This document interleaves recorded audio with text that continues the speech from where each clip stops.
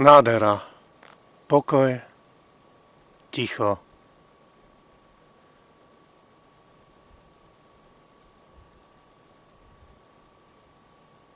Večnosť je tu prítomná spôsobom, aký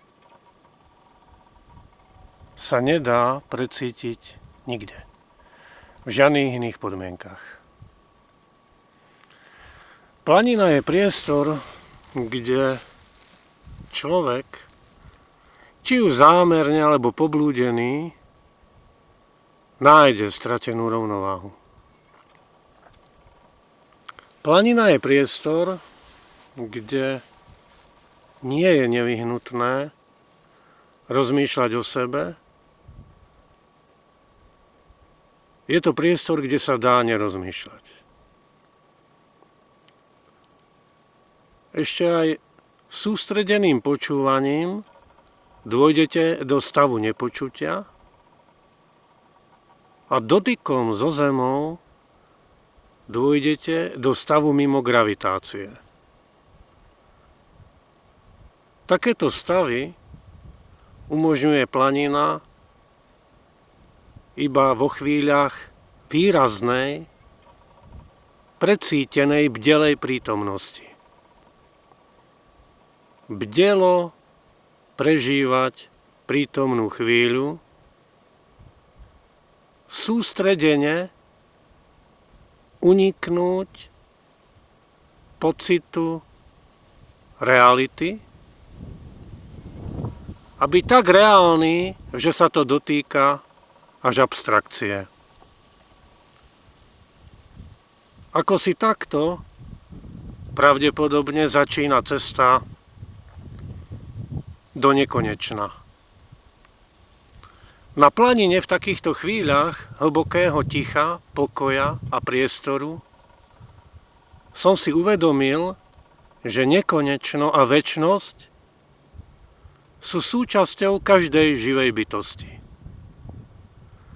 Je to nádherný pocit vidieť, že vlastne živé bytosti, cítiace i necítiace, naplňajú večnosť a nekonečno zmyslom. Vesmír nie je žiadna obluda. Vesmír vo svojich nekonečných priestoroch zosobňuje, stelesňuje logiku. Preto sa mi vidí z pohľadu z tejto planiny vesmír veľmi osobný. Vesmír vlastne ani nie je personifikácia osobnosti, vesmír je osobnosť sama. A tak tu na planine cítim a vidím, že vesmír nie je žiadna metafora, že vesmír je to najpodstatnejšie, čo možno cítiť a istým vnútorným zrakom aj vidieť. A pod vesmírom rozumiem práve ten nekonečný priestor a večnosť.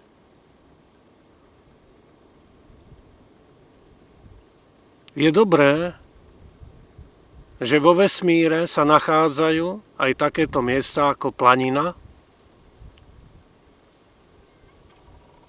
kde v tichu a bdelom sústredení smerujúcom mimo sústredenie a koncentráciu, človek môže chvíľu lietať. Niekto tomu hovorí meditácia, niekto tomu hovorí snívanie, niekto zabudnutie, niekto prázdnota, niekto spočinutie. Je to ako meditácia v chôdzi. Ak chceš pochopiť planinu, priestor nekonečná a večnosť času, nemusíš sa ani pohybovať.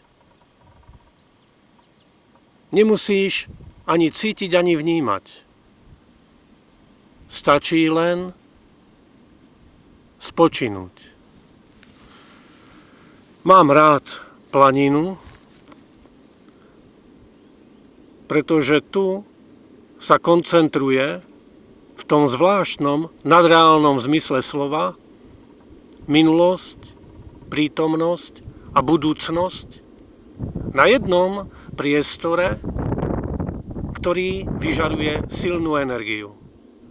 Tento priestor rezonuje, tento priestor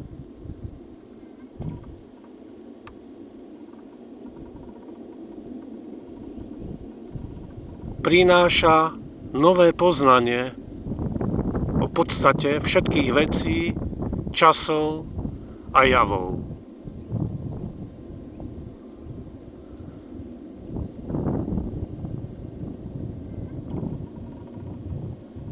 Aké je šťastie pre človeka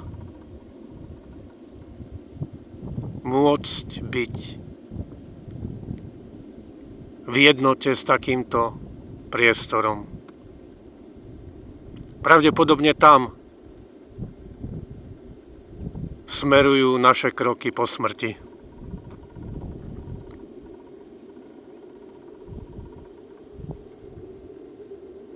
Pravdepodobne tam je ten priestor mimo čas a večnosť, mimo nekonečno,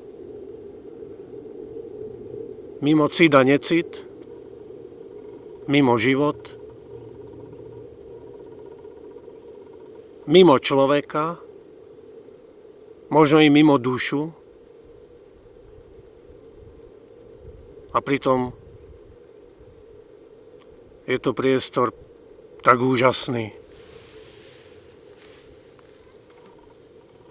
Tak úžasný.